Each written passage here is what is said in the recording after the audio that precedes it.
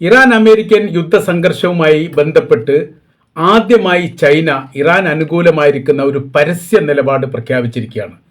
ഏറെക്കുറെ ഇറാനോടൊപ്പമാണ് ചൈന എന്നുള്ളത് ലോകത്തിന് അറിയാവുന്നതാണ്. എല്ലാവിധ രഹസ്യമായിരിക്കുന്ന സഹായവും ആയുധപരമായ രീതിയിലും സാമ്പത്തികമായിട്ടും ഇറാന് ചൈന നൽകാറുണ്ട്. അവർ തമ്മിൽ വലിയ രീതിയിൽ സൗഹൃദ ബന്ധമാണ്, നയതന്ത്ര ബന്ധമാണ്. ഏറ്റവും കൂടുതൽ പെട്രോളിയം ഇറാനിൽ നിന്ന് എത്തുന്നത് ചൈനയിലേക്കാണ് എന്നുള്ള കാര്യം ലോകത്തിന് അറിയാവുന്ന ഒരു നഗ്നമായിരിക്കുന്ന സത്യമാണ്. ഇപ്പോൾ ഈ വിഷയത്തിൽ പരസ്യമായിരിക്കുന്ന ഒരു നിലപാട് ചൈന പറഞ്ഞത് ആദ്യം അറേബ്യൻ രാജ്യങ്ങളോടാണ് പറഞ്ഞത്.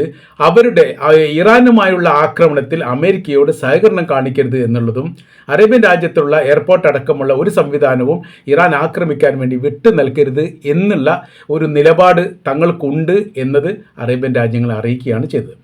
ഇത് ആദ്യമായിട്ടാണ് അറേബ്യൻ രാജ്യങ്ങളോട് ചൈനയുടെ ഭാഗത്തുനിന്ന് ഇങ്ങനെ ഒരു പരസ്യമായിരിക്കുന്ന നിലപാട് പറഞ്ഞത്.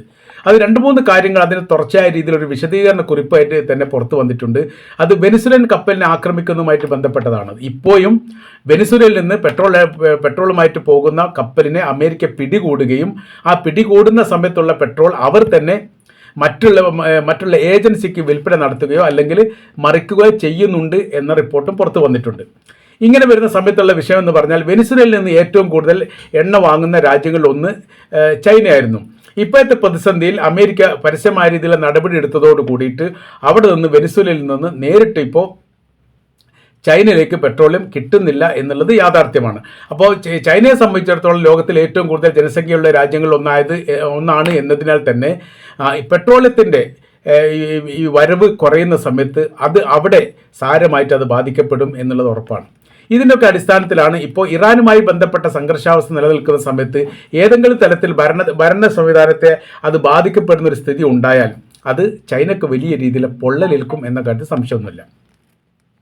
അപ്പോൾ വെനിസുലയിൽ നിന്ന് എണ്ണ കിട്ടാത്തത് കൂടിയാണ് ഇറാന് വേണ്ടിയിട്ട് പരസ്യമായിരിക്കുന്ന നിലപാടെടുക്കാൻ വേണ്ടി ചൈനയെ പ്രേരിപ്പിച്ചത് എന്ന അഭിപ്രായം പുറത്തു വന്നിരിക്കുന്നു. ഇപ്പോൾ പറയുന്ന കാര്യം ഇങ്ങനെയാണ്. വലിയ സംഘർഷാവസ്ഥ ഈ മേഖല കേന്ദ്രീകരിച്ചു കൊണ്ടുണ്ട്. ഈ നിലപാടൊക്കെ പരസ്യമായ രീതിയിൽ പറയേണ്ടത് റഷ്യയാണ്. റഷ്യയും ഉക്രൈനും തമ്മിലുള്ള യുദ്ധവുമായി ബന്ധപ്പെട്ട് വലിയ സാമ്പത്തിക പ്രയാസങ്ങളും സാമ്പത്തിക ഉപരോധമടക്കമുള്ള വലിയ പ്രതിസന്ധിയും യഥാർത്ഥത്തിൽ റഷ്യ നേരിടുന്നുണ്ട് എന്നുള്ളൊരു യാഥാർത്ഥ്യമാണ്. എന്നാലും ഒരു 60% ഉക്രൈൻ എന്ന് പറയുന്ന രാജ്യത്തിൻ്റെ നിയന്ത്രണ കാര്യങ്ങളൊക്കെ ഇപ്പോൾ റഷ്യയുടെ കൈവശത്തിലാണ്. പൂർണ്ണമായി കിട്ടാത്തിടത്തോളം കാലം അവർക്ക് അതിൻ്റേതായിരിക്കുന്ന പ്രയാസവും ബുദ്ധിമുട്ടും ഉണ്ടാകുന്നുണ്ട് എന്നുള്ള ഒരു യാഥാർത്ഥ്യമാണ്. സൗദിയും ചൈനയും തമ്മിൽ വലിയ രീതിയിലുള്ള സൗഹൃദ ബന്ധമുണ്ട്. അത് കുറഞ്ഞ കാലത്തിനിടെ, അതായത് കൃത്യമായി പറഞ്ഞാൽ ഇറാഖ് അമേരിക്കൻ യുദ്ധത്തിന് ശേഷമാണ് കമ്മ്യൂണിസ്റ്റ് രാജ്യങ്ങളായിരിക്കുന്ന റഷ്യയോടും ചൈനയോടും അറേബ്യൻ രാജ്യങ്ങൾ അടുക്കാൻ തുടങ്ങിയത്. കാര്യം എന്ന് പറഞ്ഞാൽ എല്ലാ കാലത്തും അമേരിക്കയെ തന്നെ വിശ്വസിക്കാൻ വേണ്ടി പറ്റില്ല. അവർ അവസരം നോക്കിയിട്ട് നമ്മൾക്ക് തന്നെ പണി തരും എന്നുള്ളത് കൃത്യമായ രീതിയിൽ അറേബ്യൻ രാജ്യങ്ങൾ മനസ്സിലാക്കിയിരിക്കുന്നു. ഈ അടുത്ത കാലത്ത് ഖത്തറിനെ ആക്രമിച്ചതോടുകൂടി അത് പൂർണ്ണമായിരിക്കുന്നു എന്നുള്ളത് കൃത്യമാണ്.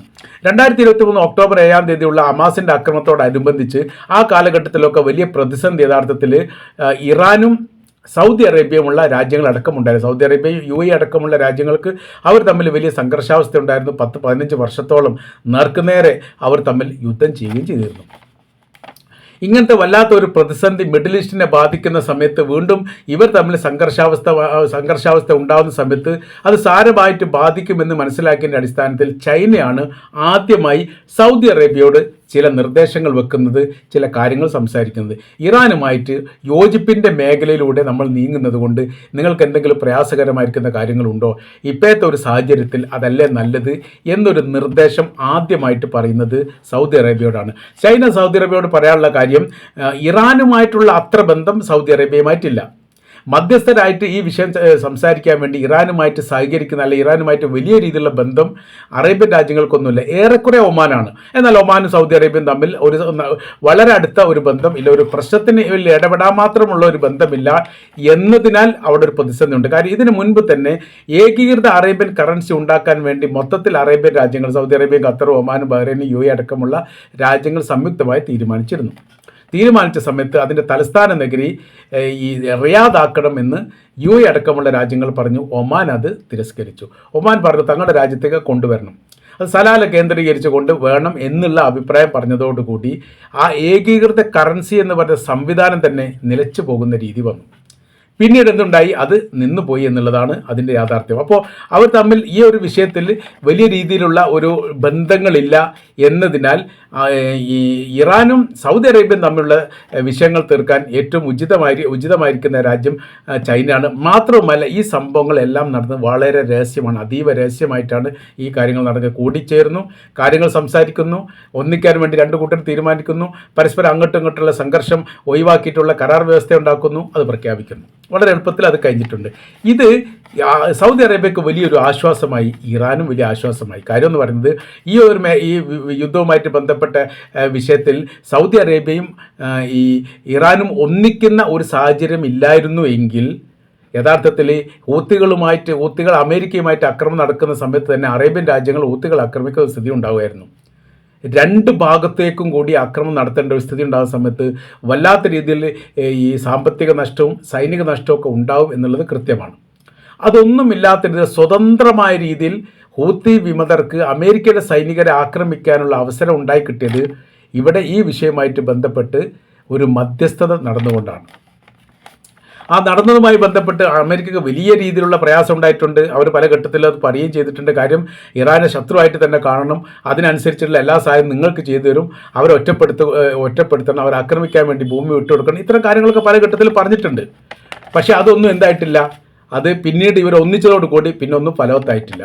ഇപ്പോൾ യുദ്ധം കഠിനമായിട്ട് വേണം എന്നുള്ള അഭിപ്രായം അമേരിക്കയുടെ ഭാഗത്തുനിന്നുണ്ട്.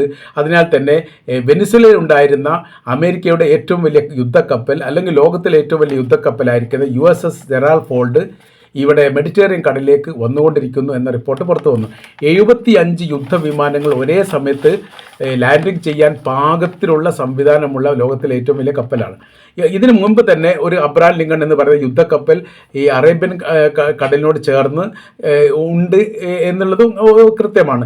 മറ്റൊന്ന് രണ്ട് കപ്പൽ ഇന്ത്യൻ മഹാസമുദ്രത്തിൻ്റെ തീരം ചേർന്നിട്ടോ അതിനോട് അനുബന്ധിച്ചോ ഉണ്ട് എന്ന് പറയാം. ഏകദേശം ഒരു 4-5 യുദ്ധക്കപ്പലുകൾ ഇറാൻ ആക്രമിക്കാൻ വേണ്ടി തയ്യാറായിട്ട് നിൽക്കുന്നു എന്നുള്ളത് കൃത്യമാണ്.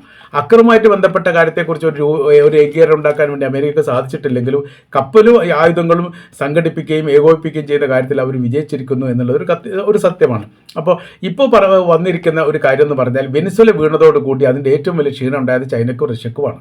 കമ്മ്യൂണിസ്റ്റ് രാജ്യമാണ് വെനിസ്വേല, അങ്ങനെയാണ് ചൈന, അങ്ങനെയാണ് റഷ്യ, അങ്ങനെയാണ്. അവർ വലിയ രീതിയിൽ സൗഹൃദ ബന്ധമുള്ള രാജ്യമാണ്, വലിയ സഹായങ്ങൾ നൽകുകയും ചെയ്തിട്ടുണ്ട്.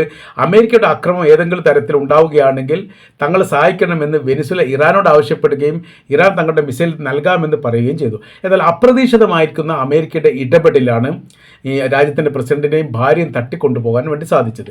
അപ്പോൾ ആ രഹസ്യമായിരിക്കുന്ന സംവിധാനം അമേരിക്ക ഉപയോഗിച്ചത് കണ്ടെത്തേണ്ടത് യഥാർത്ഥത്തിൽ റഷ്യയോ ചൈനയോ ആണ്. അവർക്ക് രണ്ടു കൂട്ടർക്കും അത് സാധിച്ചിട്ടില്ല എന്നുള്ളത് അവരുടെ പോരായ്മയായിട്ട് തന്നെ നിലനിർത്തുകയാണ്. ഇപ്പോഴും രണ്ട് ചേരിയാണ് ലോകത്തിൽ, ഒന്ന് റഷ്യയുടെ ചേരി, ഒന്ന് അമേരിക്കയുടെ ചേരി. കൂടുതൽ രാജ്യങ്ങളും സാമ്പത്തികപരമായി മുന്നേറ്റമുള്ള രാജ്യങ്ങൾ, അതേപോലെ അറേബ്യൻ രാജ്യങ്ങൾ, പരമാവധി മുസ്ലിം രാജ്യങ്ങളൊക്കെ അമേരിക്കയുടെ ചേരിയിലോടൊപ്പം ചേർന്ന് നിൽക്കുന്നതാണ്. എന്നാൽ റഷ്യയുടെ ചേരിയിലും അങ്ങനെ തന്നെയുണ്ട്. അതാണ് നമ്മുടെ ഇന്ത്യ അടക്കമുള്ള രാജ്യങ്ങൾ ഏറെക്കുറെ റഷ്യയുടെ നിലപാടിനോടാണ് യോജിപ്പ്, ചേരാൻ നയമാണ് സ്വീകരിക്കാറുള്ളത് എങ്കിൽ പോലും അമേരിക്കയായിട്ട് പിണക്കാനൊന്നും നിൽക്കാറില്ല. മധ്യസ്ഥ രണ്ട് കൂട്ടരെയും അംഗീകരിക്കുന്ന രീതിയിലുള്ള സമീപനമാണ് ഉണ്ടാവാറുള്ളത്. എന്നാൽ ചൈന, കൊറിയ പോലെയുള്ള രാജ്യങ്ങൾ പൂർണ്ണമായ രീതിയിൽ റഷ്യ പിന്തുണക്കുന്ന രാജ്യമാണ്. അത് വെനിസ്വേല അടക്കമുള്ള രാജ്യങ്ങൾ. അപ്പോൾ വെനിസ്വേലയെ സംരക്ഷിക്കുക എന്നുള്ളത് തീർച്ചയായിട്ടും റഷ്യയുടെയും ചൈനയുടെയും നിർബന്ധമായിരിക്കുന്ന കടമയാണ്. കാര്യം മറ്റുള്ള ലോക രാജ്യങ്ങൾക്ക് സംരക്ഷണം നൽകാൻ മാത്രം ശക്തിയുള്ള രാജ്യമാണ് റഷ്യ എന്ന് തെളിയിക്കേണ്ട അവരുടെ ബാധ്യതയായിരുന്നു. വെനിസ്വേലയുടെ ആക്രമണവുമായിട്ട് ബന്ധപ്പെട്ട ആകാശ നിരീക്ഷണം, ഭൂമി നിരീക്ഷണവുമായി ബന്ധപ്പെട്ട കാര്യത്തിലൊക്കെ വിലയിരുത്തുന്ന സമയത്ത് ആ കാര്യത്തിൽ 100% റഷ്യയും ചൈനയും പരാജയപ്പെട്ടു.